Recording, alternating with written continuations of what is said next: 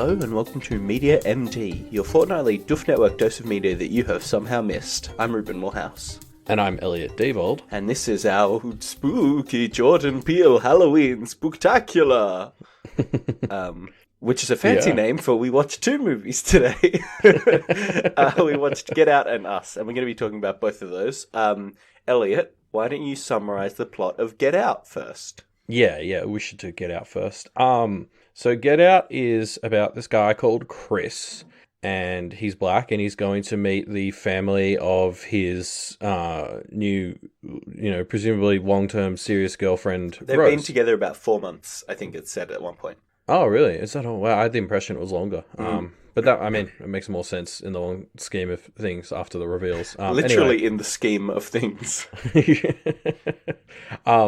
So anyway, she takes him there, and it's just instantly. You're in a horror movie, but also just even then, there's just something seriously wrong with the family. It's pretty great. There's some great scenes early on where the dad is showing around the house, and he goes, "Oh, and this is the basement, but we had to lock that up, so you can't go down there." And you're like, "Oh fuck, we're gonna be down there before the movie's over."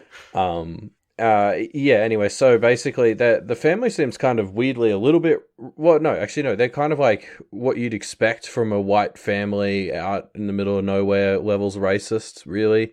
In a way that is very, like, positively racist. Like, they'll say, yeah. Not that it's good, definitely not, but they seem to be racist in a very, I don't know, like, not to be expected way. No, it's that kind of means well racism where it's like, oh, I love Obama. Yeah. And it's sort of like, well, I guess this is good intentions, but come on.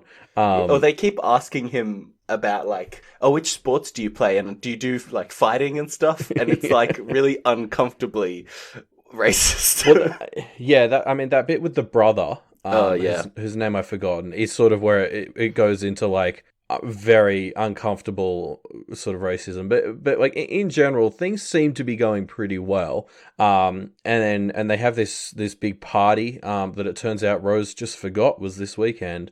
Convenient. Yes, and basically, so it's like a bunch of super old white people, and they all get a chance to meet and talk to Chris.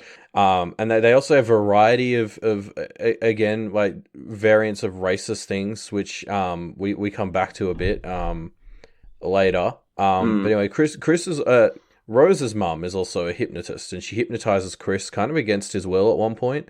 And so eventually he starts to realize something's up when at this party there's another black guy there who's clearly, like, mentally unstable is all he's really sure of at this point. Yep. But he decides that he wants to go through with what that guy said and get out. So he convinces Rose that they should leave together.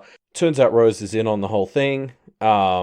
And basically he sort of gets captured by this family, put in the basement, and they've made a business out of basically capturing people, and then they can put someone else's brain in that body. Mm-hmm. And so Chris has sort of just been auctioned off to the people who came to this party, and somebody won that auction, this blind art dealer who likes Chris's photographs.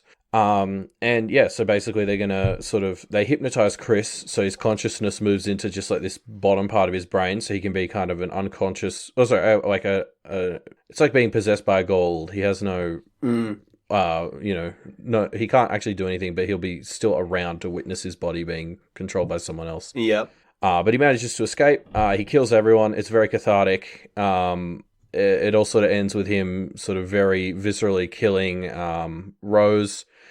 And then he shoots her and then is strangling her, but can't bring himself to finish it off. Yes. Oh, he doesn't shoot her. It's Sorry, that's true. It's one of the other characters. Yeah, it's the guy who originally we thought was the groundskeeper, but it turns out it was actually the grandpa who kicked off this whole thing in another person's body. Mm-hmm. But Chris uses the ability he's discovered, which is flash photography, temporarily disables the mind control stuff. And so basically they're thinking, Rose thinks that the guy is the grandpa, but it turns out he's now somebody who wants to kill her.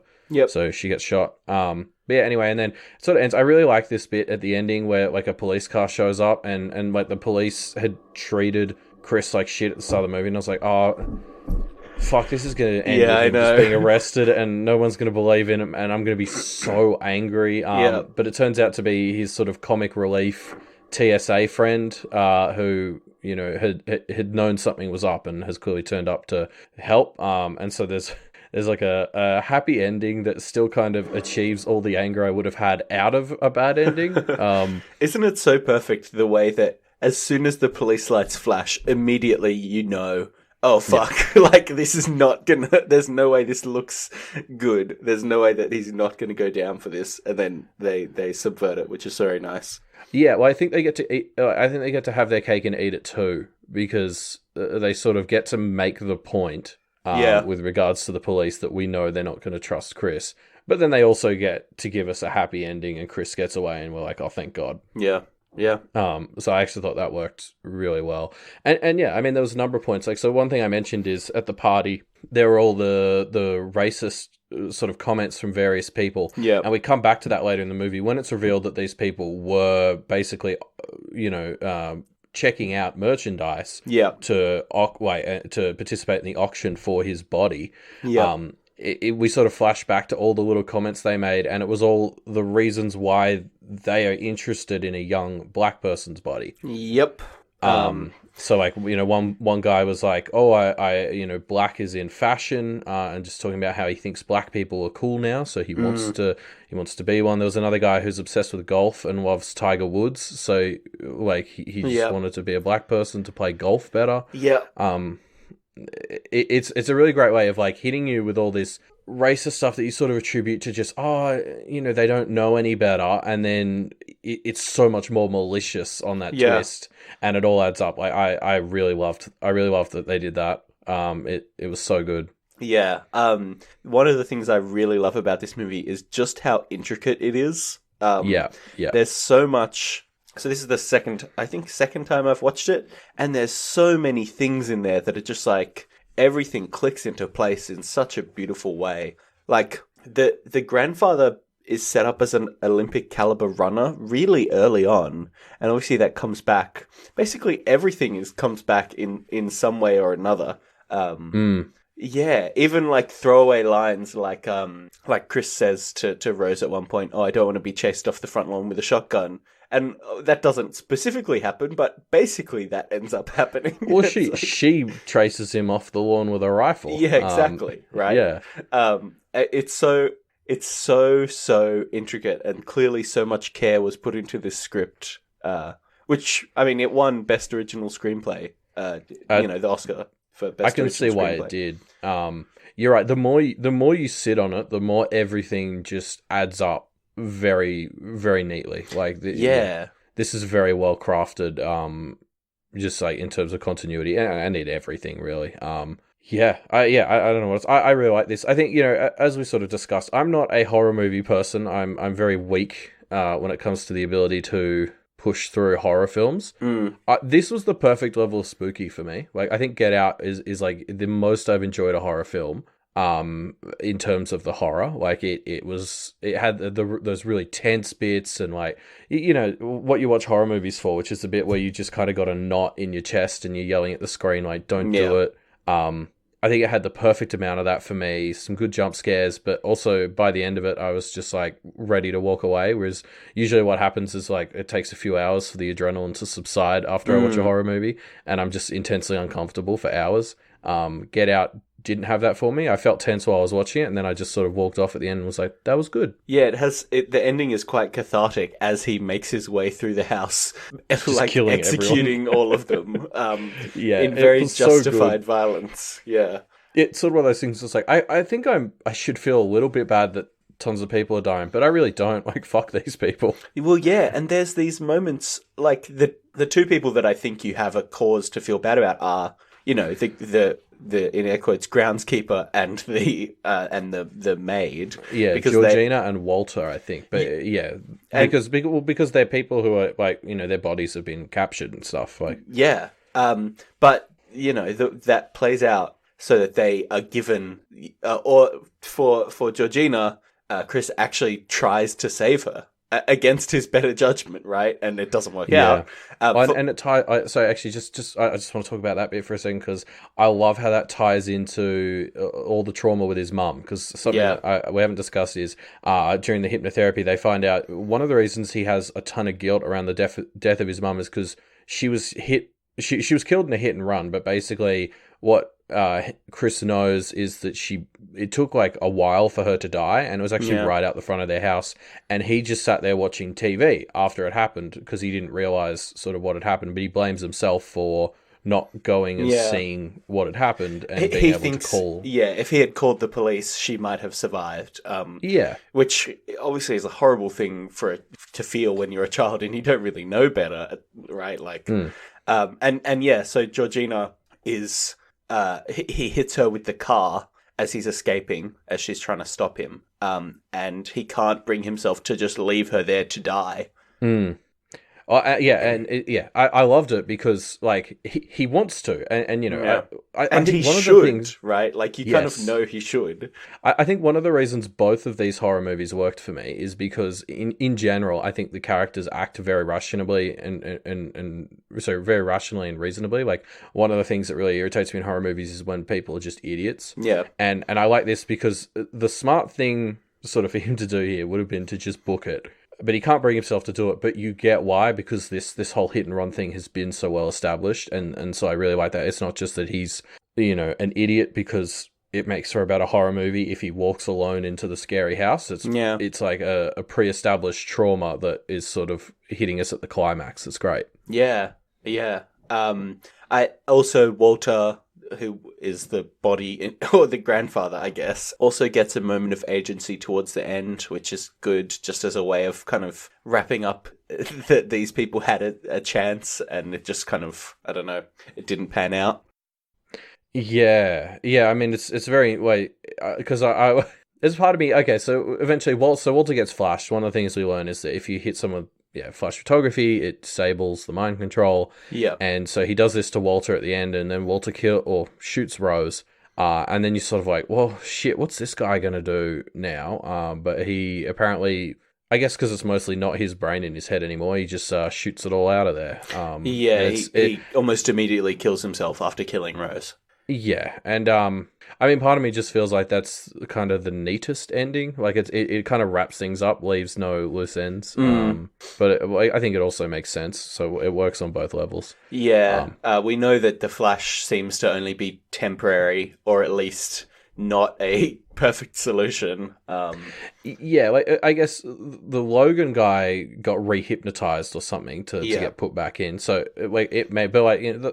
90% of the brain in his head is no longer his. I can get why he maybe didn't think that this was going to work out long term. Yeah.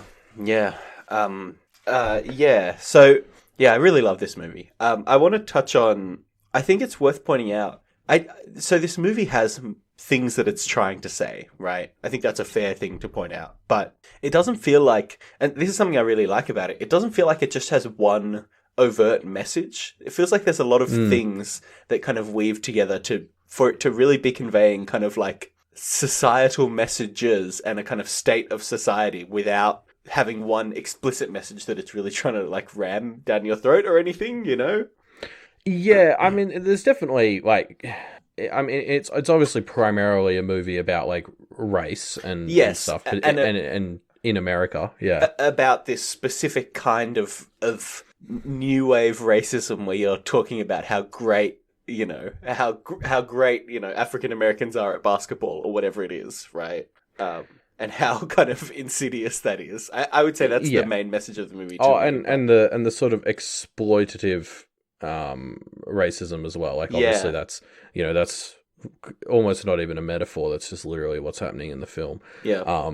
It's just a slightly exaggerated version of what happens in real life. But yeah, like, I think that's obviously the driver. But you're right. It never feels like it never feels preachy or anything. Like it never feels like this movie is solely designed just to ram this message down your throat. It's like it's a message that's integrated so well into everything else about the movie that it's like 100% what the movie's about. But it doesn't, like, it just feels so natural and well put together. Yeah, I think the wording that I used of ramming down your throat is wrong as well, because you can have a really well-crafted movie that is just there to deliver a message, right? And it's fine. But this movie, like things like Chris's trauma with his mother, which don't really play into the main message of the film in any way. It pays off and it works, but it's not core to the message.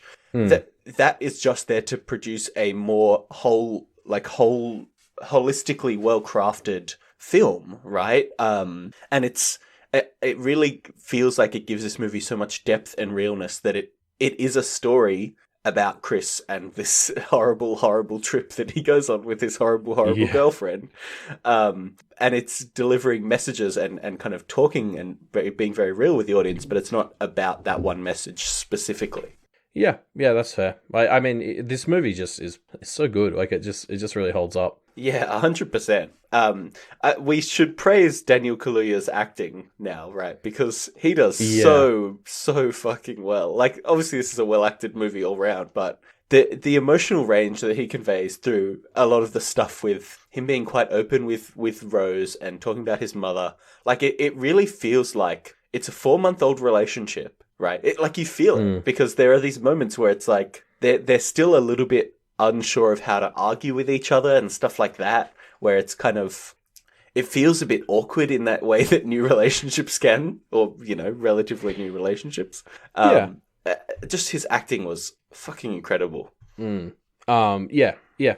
completely agree. I also think Alison Williams' performance as Rose was great, because I honestly, up until the reveal that she was in on it, I was completely a 3-way split between she's been hypnotized, she has no idea, or she's in on it. Like, I could not make up my mind. You know what, because obviously this is the second time I was watching it, and her acting was so good that I was like, wait, I forgot. Was she actually for a second trying to get him out and help him here? Because she does this bit where she seems to be like, yeah, actually, let's get out of here. We can do this. We'll get out of here and we'll go back home and we'll make something up. And I was like, wait, has she fallen for him or something? And then she just turns into a fucking stone cold psychopath. And it's like, oh my God, she's just that good at I mean, her character, but also the actress, that good at acting. Yeah, and she just devolves into being a psychopath so quickly. The bit where she's upstairs, as he's sort of downstairs being ready for brain swappage, and she's suddenly dressed like a psychopath. She's looking up at her next victim with all the photos of her previous ones stuck up on her wall, and you're just like, fuck. And she's eating cereal out of a glass of milk. It's so fucking weird and unsettling. Actually, unsettling, I think, is the theme of this. I mean, at least of the first 2/3 of this movie. It so masterfully just makes you so uneasy. There's this one shot I really love where, as they're first getting to the house, the camera stays on a wide shot as they're as Chris is meeting the family and they're doing the kind of chit chat on the porch before they go inside, and it's just so uneasy, right? And I absolutely love it, because it just kind of keeps that tension, even through a fairly mundane interaction where there's no real weirdness going on yet. Just the way that the camera is framed in such a different way just forces your brain to be like, oh, this is not correct. What's going on?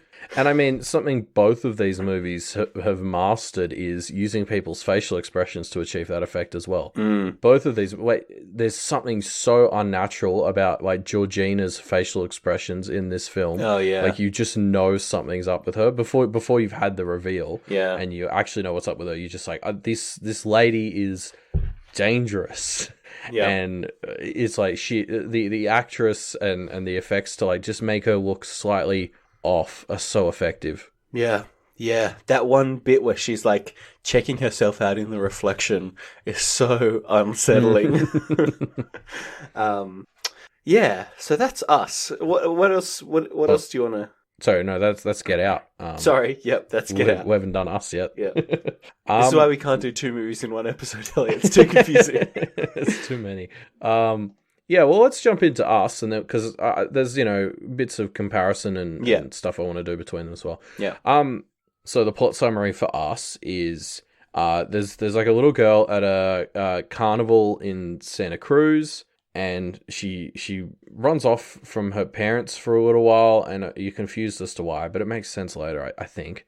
Anyway, and she sort of goes into this weird hall of mirrors and finds like another girl who looks just like her.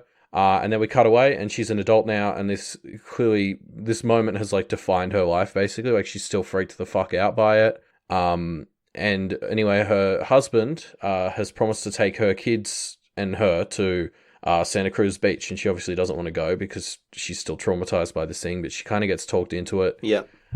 There's a bunch of weird coincidences, like synchronicities, yeah, happening. You sort of start to get very unsettled, and then she ends up sort of making them all go back home, and they talk about wanting to leave, and the shit just really hits the fan so much quicker than I expected in this film. We pretty much immediately go from there to there being a doppelganger version of the family outside who is terrifying, breaks in, and kind of takes them all to like 1v1 themselves. Everyone in the family just sort of manages to just scrape by. They escape on the boat, which is hilarious. The dad bought this boat. The Crawdaddy. Yep. So they go to their friend's house, where I love how this is set up because they're clearly going to go to their friend's house, but we don't really see that. It just cuts straight to the friend's house, and the friends all just get absolutely destroyed by their doppelgangers. Yep. And you're like, well, I guess this is what we're going to have to deal with next. And then sure enough, like our main character family shows up. So then they sort of kill this other family's doppelgangers and start to realize this is a very, very widespread this isn't just phenomenon. happening to them. This is like at least nationwide is my understanding in the US. They try to book it to Mexico, which is like the smart play, and I'm really glad that the wife won that argument with the husband because that was totally the right call. Waiting in that house would have been really stupid. They end up getting booby-trapped by the remaining members of the Us family? the tethered family. Yeah, true. And basically what happens is the tethered mum runs off with the son. The real son, and so the mum goes chasing. They end up sort of down in this underground bunker, kind of where they'd met as kids, and we sort of get this big exposition dump on exactly what's going on, which is basically there's like a clone of every person in the country or something living in tunnels underneath the country, and they've all sort of been trapped down there, and now they're all free and they're like untethering themselves. And the two sort of have this really cool final fight, actually, because it's been established that the main character was like a ballet dancer, and they sort of have this ballet fight, which was really cool. Or where the real mum is like wildly swinging around with the weapon, and the tethered mum is just like balletically dodging out of the way and not really attacking back. It's very interesting. Yeah, or sometimes attacking back, but just like clearly toying with her. Yeah. Anyway, but eventually the real mum, I guess, wins, manages to get her son. They get out, they continue to book it to Mexico. All of the tethered have sort of stopped just mindlessly killing now at this point, and they're forming like a holding hands thing across America, which was established right at the start of the film as something the original daughter had been watching on TV. And then there's sort of this last minute reveal that the movie ends on, which is that actually the girls swapped places when they met as kids, and so that was the inciting event. Yes, and so the woman who's been the main character this whole time is actually the tethered girl who kind of, switched places with her thing. I want to say betrayed, but I don't really think that's fair because the tethered lead such shit lives, so it's hard to view it as a full-on betrayal. Yeah. I don't know. I guess that's pretty much the plot. I did not enjoy this movie as much as Get Out, to be honest. Interesting. It's good. I do not think it's as good for kind of a number of reasons. Yeah. I will say the horror is better in this. This is a much spookier movie. Yes. This is one of those ones, as I said, like I was sitting there with adrenaline coursing through my veins for hours after this one ended. Like this was so scary. The scenes in the house, like I think the horror in the movie actually peaks about halfway through, which is just when it's them and their doppelganger family kind of all sort of 1v1ing each other, and you still don't quite know at that point the rules. Like, and I think that's really something that's very important in horror films, is not quite knowing what things are and aren't capable of. Like, once you've solved the mystery, things always get a little bit less scary. Yeah. And so this movie's scariest bit is when you don't know what the doppelgangers can and can't do or don't know, and they're just kind of all terrifying. Particularly the daughter's doppelganger, I think, is the scariest. Yeah. She seems to be the most psychopathic, right? Yes. And again, it's that the way they've sort of done her like makeup and hair and put this smile on her face. She's just terrifying. Like, and that carries over from Get Out. The practical effects just to make her look horrifying are incredibly well done. Yeah. Something about the look is just like, nope, I don't, no. Yeah. Yeah, it's very scary. It's interesting. I understand why you like this one less, but I don't know if I agree. I mean, they are different, right? Us is kind of a lot less grounded, I would say.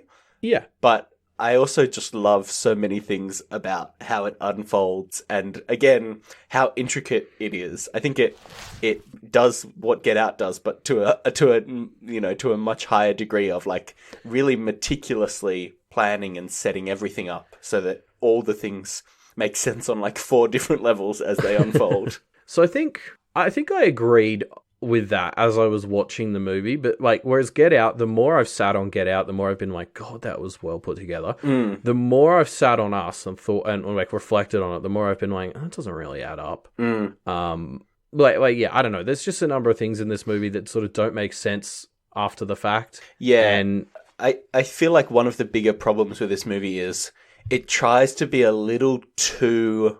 It tries to actually have a grounded reason for its concept a little too much, I think. It was better when I thought things were more mystical. When it turned out that there wasn't really a mystical angle, that was actually when it all fell apart. I think they should have just committed to it being somewhat magical. Yeah, they talk about how, it was a government experiment that got abandoned and now there's just clones of everybody. And it's like, I absolutely love the stuff when she goes to the like bunker place. And they have their confrontation. I think it's really well shot, and it's really like there's a scene where you're reliving the night where the 2 girls first met, and as you're reliving it, you're also seeing what this night looked like to the tethered version of the girl. And it's incredible. It's an incredible scene. And no, I completely agree. The aesthetics are spot on. For some reason, the escalator image is the one that's really stuck with me as like the gateway between the world of the tethered and the real world. Yeah. I agree. Like, I definitely think it works so well in the movie. It's kind of like it doesn't quite add up, and that's kind of bugged me a bit on thinking on it. Maybe because I watched Get Out so close, and Get Out had the opposite effect, where the more I thought about it, the more it just clicked together even further. Well, I suspect if you watch this film again in a year or so, you'll quite enjoy a lot of the things. Like, there are so many things that just like work so nicely again, like in Get Out. One that I hadn't noticed before was the friend mother. Man, I really should know some of these characters' names. But... the actress from Handmaid's Tale. Yes, is her name. Yes, that's her name. Yeah. She mentions to our main character that she's just gotten some slight plastic surgery done. Yeah, and, no, I noticed this, and then the doppelganger, when it sort of gets out, it just starts like kind of caressing its cheeks. Yes, and it becomes very obsessed with its own appearance. Puts on makeup and then starts cutting at its own face, presumably to mimic or attempt to mimic the plastic surgery that was done, or to undo it, maybe. But it's just... it's unsettling either way. Yeah, just we don't know exactly what her motivations were, but it's creepy and it works either way. Yeah. One of my favorite things is towards the start of the film, as they're driving towards Santa Cruz, they're singing along to this song, and the mother, the main character, is like clicking in time and tries to get, and says to the son, be in time, click along in time with me. But she's actually clicking on the offbeat. She's not clicking to the beat. She's clicking to the offbeat, and this is something that is so perfect. Such a perfect encapsulation of the fact that she is, originally a tethered, or, Yeah, I see. I mean, obviously, I didn't pick up on that. Yeah. I feel like that's something that's designed for rewatches because that's a great little detail. Yeah. I like There's a that. lot of stuff like that in there. Yeah. I Okay. yeah, I don't know. I really the twist of this movie being that they swapped places. It just makes so many things fall into place so nicely. Yeah, Yeah, and thematically, I think it makes a lot of sense. yeah, Like obviously, I think this is. I do think the message of this movie was maybe a little bit less sort of just straight up clear as it was in Get Out, but like yeah. this one sort of I think is just talking about like sort of I'm trying to think of a non cheesy way to say this, but you know, like, there's a monster inside all of us or something. Mm. Or there's a monstrous side to all of us, and obviously, I think having the twist sort of be that the person we've been following this whole time and thought of as the hero is like, you know, just from the other side, and it's not really all that different. Yeah, yeah. So the thing I really took from this movie is, I mean, it feels kind of it feels like a movie about class to me, right? Like it feels like I'm just going to call them humans and tethered, even though that's such an arbitrary distinction. Yeah. There's a lot of stuff about like the first lines in this movie are talking about freak weather and some scientists starting to talk about global warming. It's a newscaster saying like, and find out what might happen if what some scientists are saying is true. And it's like, it feels to me like this movie is talking about how the humans are fucking it up. And it's time to give time to try some alternate things. Time to either have this kind of Marxist idea of freeing people from wage slavery, which is what you can kind of read into the tethered's position if you want to. Something like that feels about talking about class and kind of unifying or giving alternate methods of social structures a chance. Yeah, I mean, there's definitely a revolutionary sort of aspect to the film because that's really what the tethered in commas version of the main character was trying to achieve. Yeah, and one of the things I really like about that is it's kind of showing us, hey, the tethered and the humans are explicitly not different. It's explicitly just the conditions in which they were raised is what determines whether they end up as a tethered or as a human because they've swapped places and, what they end up basically living as the other and basically fitting that role perfectly. Yeah. No, I can agree with that.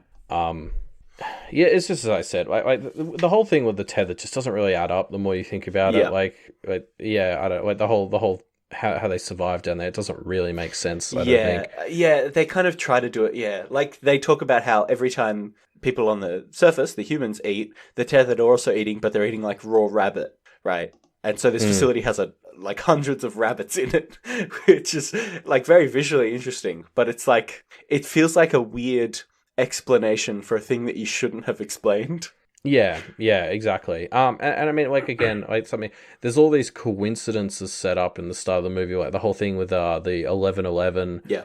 And that bit with the frisbee where it lands perfectly on the circle, and it's heavily implied that this is like these are omens of what's to come, but then there's no mysticism in the final reveal, and so it's just kind of like, okay, like so that those weren't really real.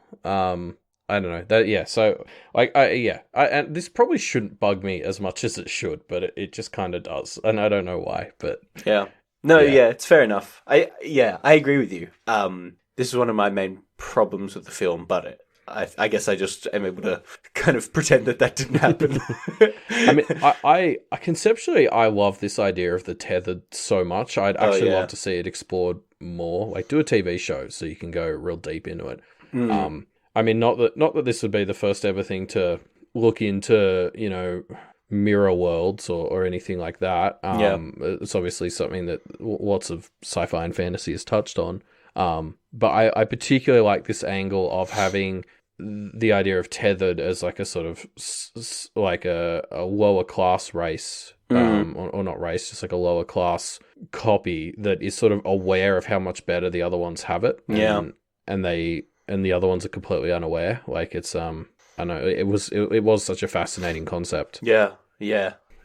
I absolutely love that the tethered's plan was to basically do a Hands Across America as well, because it's so other, right? It's such a weird thing to do, but it's such a perfect summation of what they're really trying to say, which is like, we're here, we exist. It's like a peaceful. It's almost like a peaceful protest, but they're not peaceful about it. Yeah, well, it's a peaceful process after they've done the murdering. Yeah, after they've taken their place. Yeah, I just the conceptually the idea of a race of your shadows coming to replace you, and then like try to live a happy life and do a Hands Across America. Like it's just so bizarre. I love it. Yeah, and I think that fits into this whole thing. If we're talking about like again on an individual level, this idea that there's good and bad in everyone. Yeah. I mean, I think that fits into that whole thing, because at first you sort of see the tethered as the evil versions of the normal, like, of the regular humans, and then I think by the end of the movie you've kind of discarded the whole idea of one being good and one being evil. They're just sort of one's more traumatized than the other. Basically. Yeah. Obviously the tethered do evil shit, but then there's these moments of like the tethered friend's mum who's like, you know, trying to improve her appearance, or like the tethered friend's dad who, as he's chasing the main family dad, is like dancing along happily and like clearly really excited to be out and about and like doing stuff. Yeah. And it's scary because he's trying to kill a character that we quite like, but it's just also like he's not an evil clone. He has a personality. he has like goals, right? Yeah, I was laughing my ass off during that scene as well, because this is sort of the second scene of the dad being chased down, you know, and because he's got an injured leg at this point, so he's kind of slowly trying to get away, and it's like exactly what he went through with his own doppelganger, but it's so much more hilarious this time because this one's just like kind of so clearly just having a good time. Like he's killed his real world version, and now he's just you know, having a good time doing some more murders. Yep. Yeah. Again, great acting all around. I mean, it doesn't even. Yeah. I feel like it doesn't even need to be said. The main family, everybody, and they also play their doppelgangers, and it's just so perfect. Like they just do so well. Yeah. Yeah. As I said, I think the design, so that the people are so creepy in their doppelganger versions, is really great. Yeah. I don't know. I just love this. Yeah. It's a good film. I think Get Out is better, but this is still very good. Despite my general aversion to horror films, I'm probably going to see whatever Jordan Peele does next, assuming he's doing another horror film. Well, he did like the Twilight Zone series, right? That I think didn't do so well, from what I heard. Yeah, I've never seen any Twilight Zone stuff. I've always wanted to, because it's obviously so influential in like science fiction TV and stuff. But you're right. I did hear he was behind that. I've been meaning to check that out. Yeah. I think he's got some other stuff in the works, but I don't think anything's been super strongly announced or anything yet. I look forward to seeing it when it is. Yeah.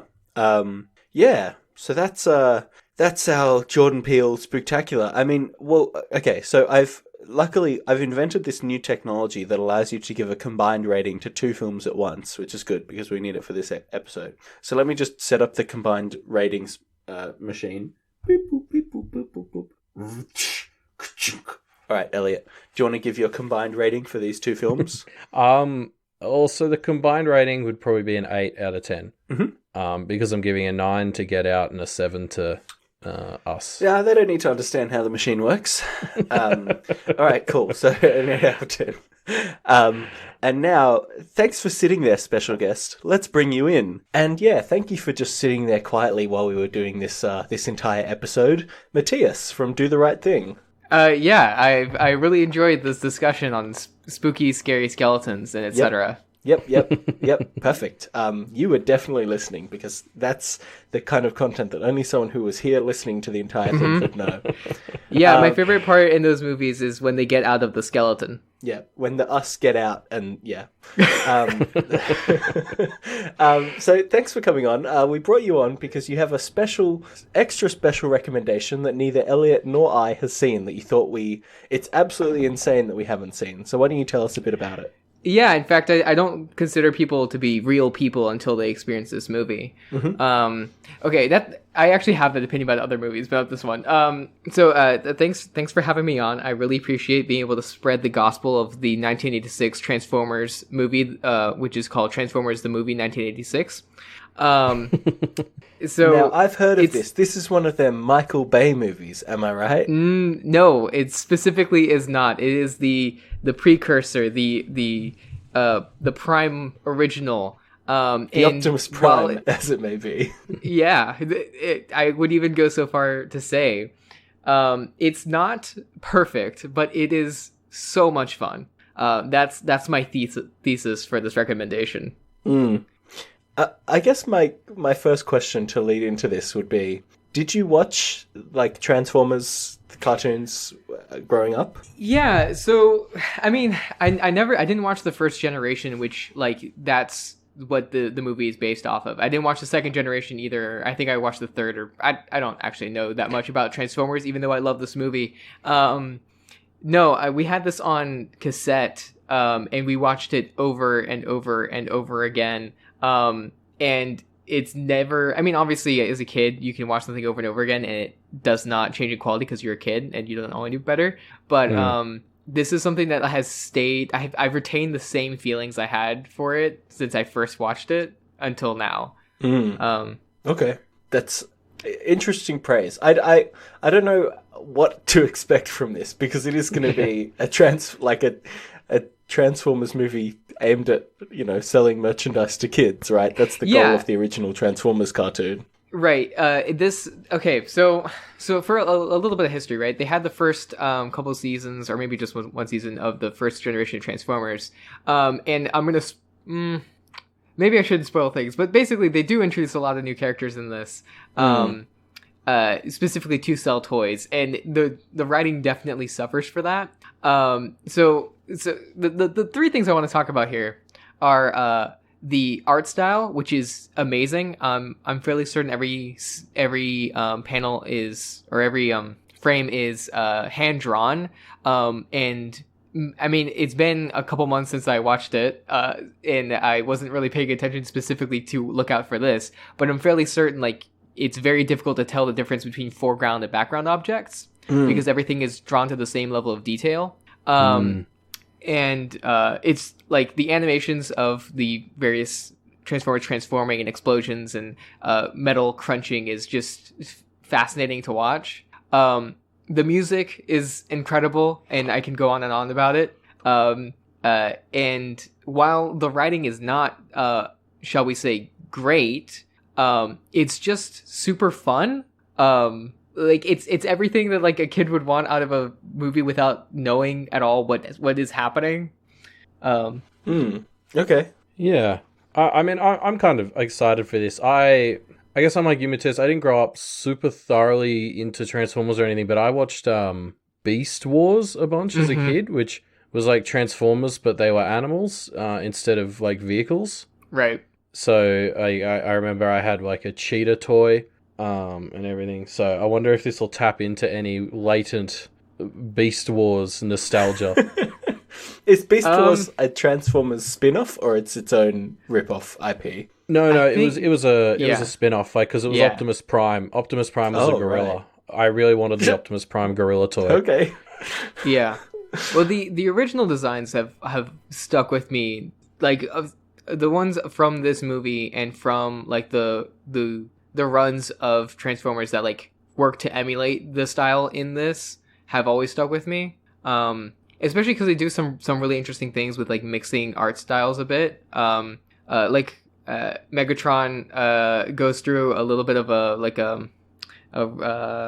remodeling basically through this, and he basically becomes an entirely different looking person and like with a different feel to his character too. There's just a lot in this movie that I think anyone who like can like Transformers will end up liking it. And so your thesis is, if we don't end up liking this movie, Transformers just isn't the property for us. Yeah, I guess so. Yeah. Well, like, okay. I mean, if you can like fun, like kidsy adventure movies, this is gonna work. Yeah, okay. And even so when I say kidsy, like it's actually like fairly dark in comparison to other things of that age group. Which is where like the writing being kind of weird, like it works, right? But it seems like the writers didn't really know what they were setting out to do. Like they bow to the corporate whims of introducing new characters because they have to. But it's like the entire rest of the movie works beautifully in spite of that, and it still turns out really well. Yeah, okay. I mean, I'm definitely excited to give it a shot. I unironically like the Transformers Michael Bay movie, and it'd be interesting to see what proper Transformers is like. OG Transformers. I would definitely classify this as OG Transformers. The music, the tone that the music gives off is exactly what every single like movie with this kind of heroic adventure feeling needs to have. It's this 80s like inspiring rock kind of thing. And there's also like other weird stuff, like there's Weird Al Yankovic. He has a song that's called Dare to Be Stupid. Oh, I know this song. Yeah, I know that song. I didn't know it was in this.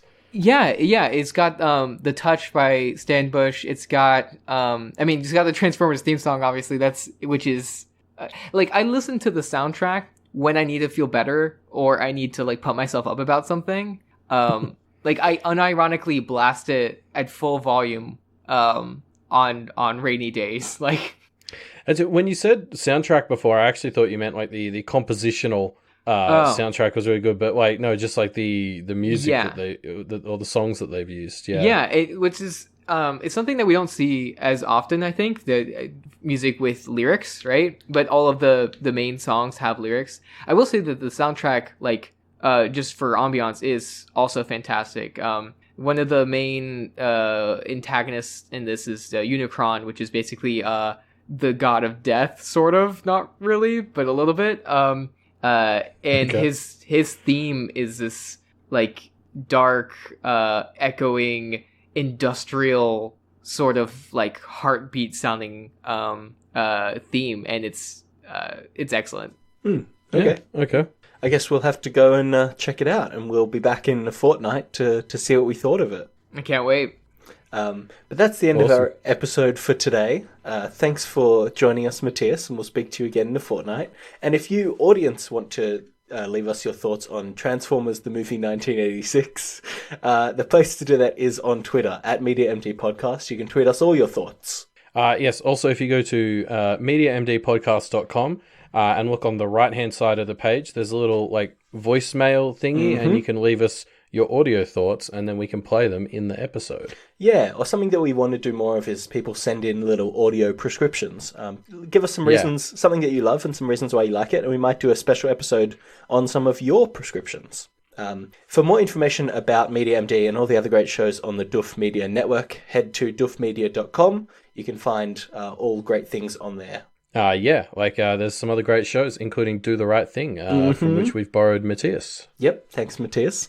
You can also find links to the Doof Patreon, where you can support the Doof Media Network and get a bunch of great perks, like access to the Discord and the new Minecraft server that has just come into existence.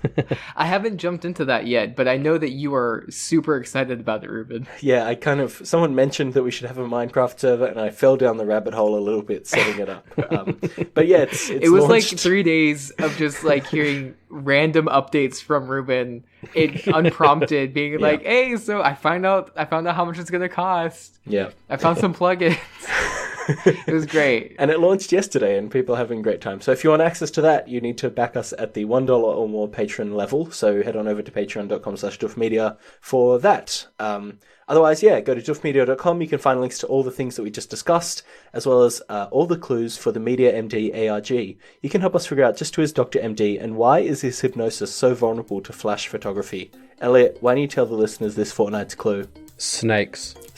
And we'll see you next fortnight.